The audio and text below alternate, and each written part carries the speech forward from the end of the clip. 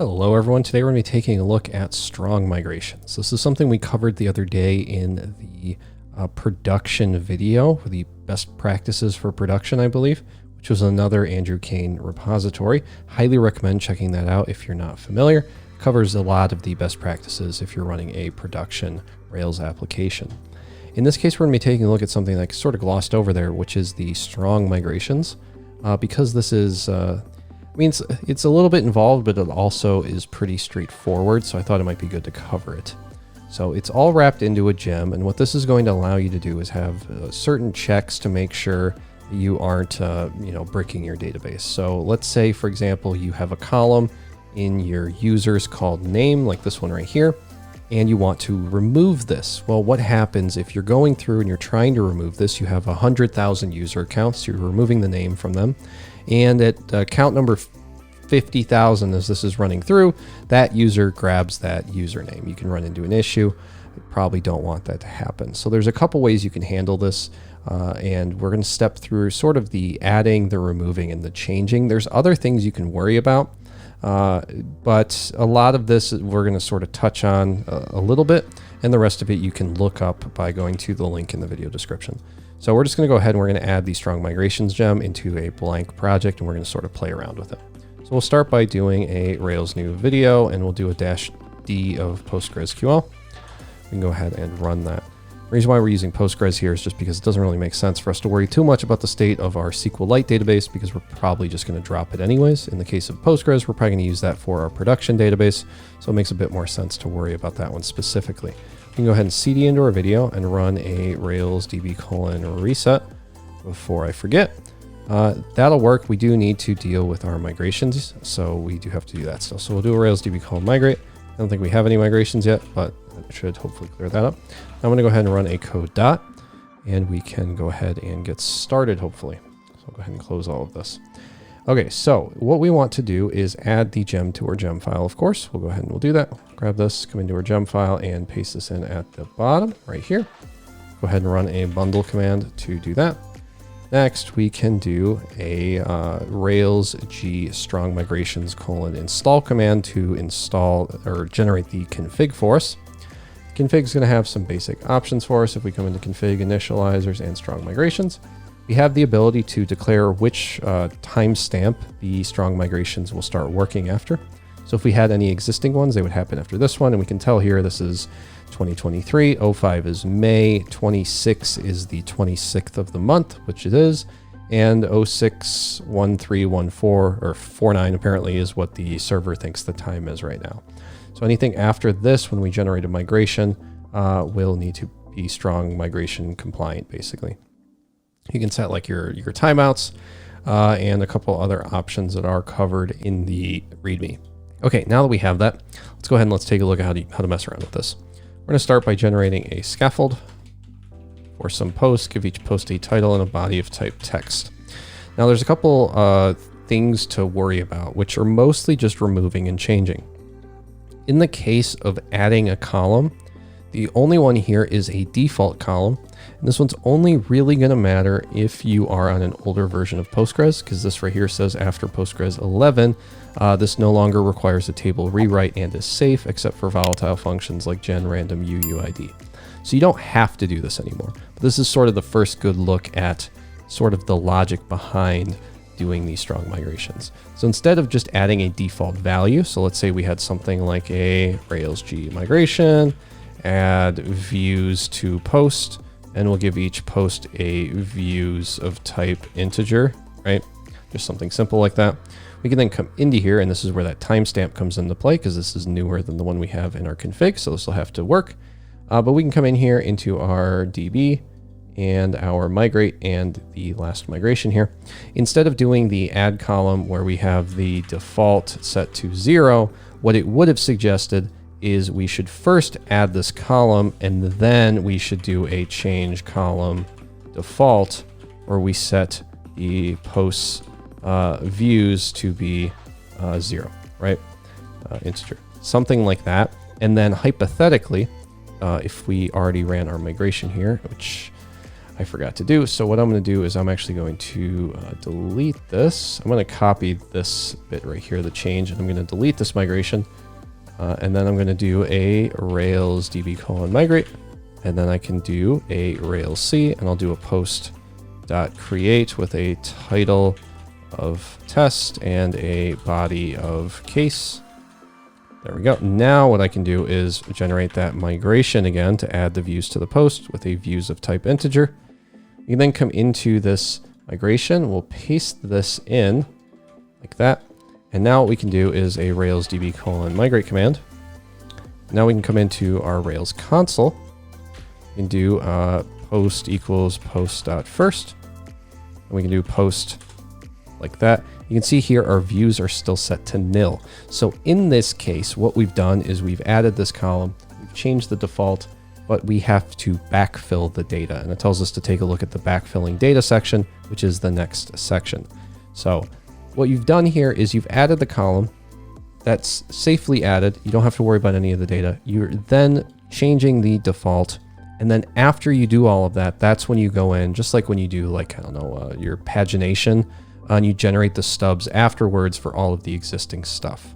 So what you can do is either generate it with like a rake task, you can generate it in the console, or you can generate it using whatever they're doing here with like batching, throttling, etc. You're like a separate migration. But what we're going to do here is just real quick, we can just do a update for this post and just set the views to be 0, something like that.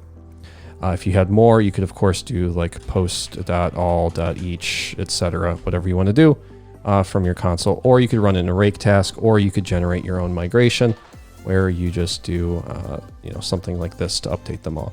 It tells you to add the sleep so that you're throttling it so that there's still room for other people to access it. We'll take a look at this in a little bit when we actually change something that matters though. So what I want to do now is try to delete a column. So we'll just do that real quick. So if we come up to the README, and the reason why we're using the README for all of this is just so that you see how to use this in your own application, because I'm not going to be here for like renaming a column or renaming a table or whatever. So I want you to see sort of what your workflow is. You go to the thing, if it looks like it's a thing you're trying to do, then you know it's something you have to deal with. So here, instead of just removing a column, which is going to be, I guess, the views column, we have to start by ignoring it. So we can come into our app, our models, our post.rb. In our post.rb, we can say self.ignored columns is equal to, and then we'll just do the views column. After we do this, now we are safe to deploy this, which just means like running Rails S, right? And then as this is running, it's now ignoring that column, so you don't have to worry about it querying for it. Now we can generate a migration. We can say Rails G migration. Remove views from posts, just like that. And come into our migrations right here. Oops, it didn't find this because it's Rails G migration. Got to make sure I spell it correctly. We can come into our migration right here, and in here we can use our safety assured method, which is going to allow us to remove the column from the posts for the views of type integer. And now we can do a Rails db:/migrate command to make this work. And that'll work just like that. And now we know that by removing this column here, we're good because there's not going to be any sort of race conditions because we already know that the deployed code has this column ignored. And then after you're done with this, you can come back into your post and you can remove this. So you can say remove this after you run the remove migration. There you go. So that's how you could safely remove something from your database. It seems really obvious in retrospect. However, I'm sure when you're first starting out, you're looking at, I'm going to remove a column like this, like I'm going to remove the views, and you're thinking to yourself in the back of your head, this is probably not safe, but I don't know the right way to do it. So it's really nice to have a whole checklist here where you can just go through and sort of take a look at what some of the best practices are. So the last one I want to take a look at is changing a column. So let's say we don't want to go with, I don't know, we have like our title and our body for our posts. let's change it to title and content or something, because it always likes to use content for that. So we can come in here and we can look for changing the type of a column, or we can come in, we can come in here and we can look for renaming a column. So we'll take a look at renaming a column. I guess that's a better one. So it tells you not to rename a column just by calling rename column, because obviously it's going to be a bad thing to do. Instead, you want to create a new column, write to both of them. Then you want to backfill the data. Then you want to move the reads. Then you want to stop writing to the old column. And then you want to drop the old column. So what does something like this look? Now, thankfully, I have a bit of a contrived example here, but we'll go ahead and we'll do this. So first thing we want to do is run a migration, say Rails G migration, add, we'll call it, let's change the title to be a headline. So we'll say add headline to posts, and we'll say headline is of type string, something like that. That'll generate our migration for us. Let's come over here into this last migration. We have our add column for the posts, headline of type string. Let's go ahead and let's run this. We'll do a Rails DB :migrate command to migrate our database. Again, adding a column, you're usually pretty safe to do so. Next, we want to tell it to write to both of these. So we can come into our post, we can say, write to both the title and the headline column. So we'll do a before save, copy title to headline, just like that. Do our def copy title to headline, where we set the self.headline to be equal to the title, just like that. Save that. And now we're good to go. So while this step is running, if we were to do a Rails S, over to localhost port 3000 / posts, I guess, we can do a new post, say test, or we'll do hello world, and this doesn't matter, so we'll just do some numbers. Let's go ahead and let's click create post. We can come in here and we can take a look at what this is doing. Full screen this. We can see here, insert into post title, body, created at, updated at, and headline. You can see the title is hello world and the headline is hello world. So at this point, we are now two steps into changing our title into a headline.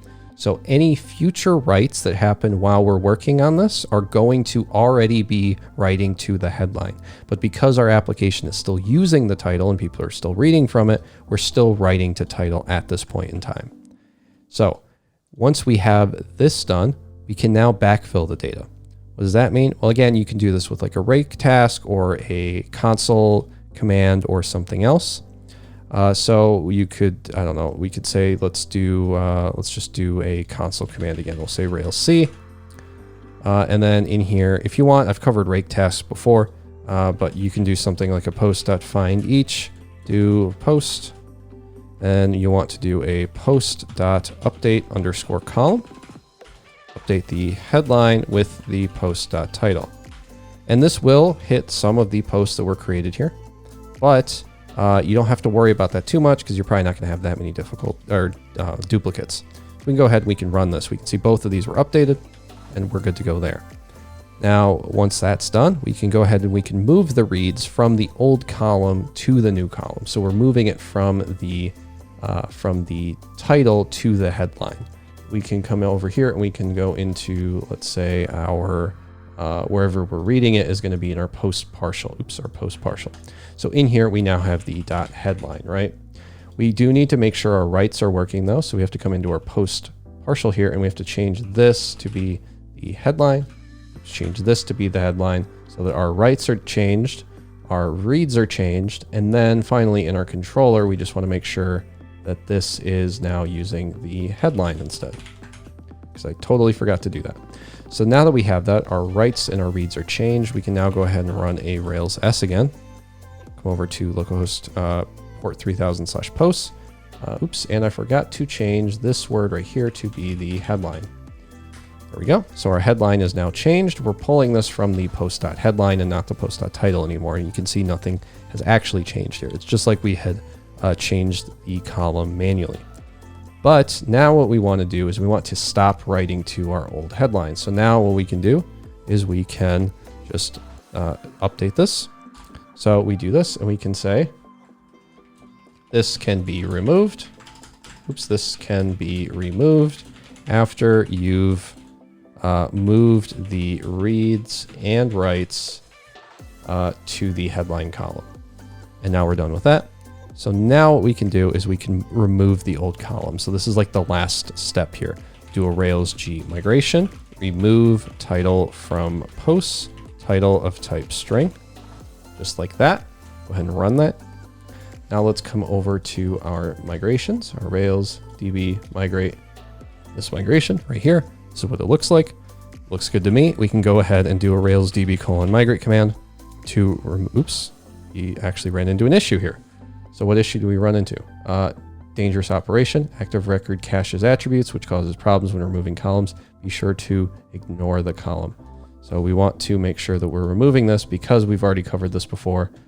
We need to make sure in our post.rb, we are ignoring this column when we attempt to remove it. That's my bad. So let's go ahead and let's do this migration again.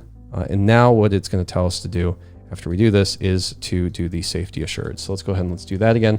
Come in here, do a safety assured around the remove column block.